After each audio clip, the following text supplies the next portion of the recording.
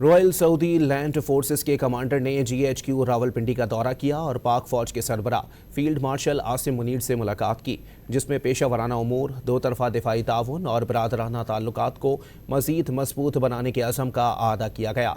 Royal Saudi land forces commander lieutenant general Fahad bin Saud ने पाक फौज की पेशा वराना महारत की तारीफ़ की और खित्ते में अमन व इस्तेहकाम के लिए पाकिस्तान के मस्बत किरदार को सराहा।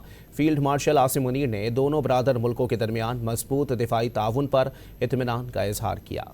रॉयल सऊदी लैंड फोर्सेस के कमांडर ने जीएचक्यू रावलपिंडी का दौरा किया और पाक फौज के सरबराह फील्ड मार्शल आसिम मुनीर से मुलाकात की, जिसमें पेशा वराना उमूर, दो तरफा दिफाई ताउन और बरादराना ताल्लुकात को मजीद मजबूत बनाने के अज़म का आदा किया गया।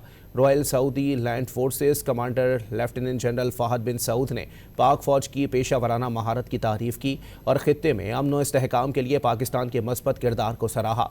फील्ड मार्शल आसिम मुनीर ने दोनों बरादर मुल्कों के दरमियान मजबूत दिफाई ताउन पर इत्मीनान का इजहार किया।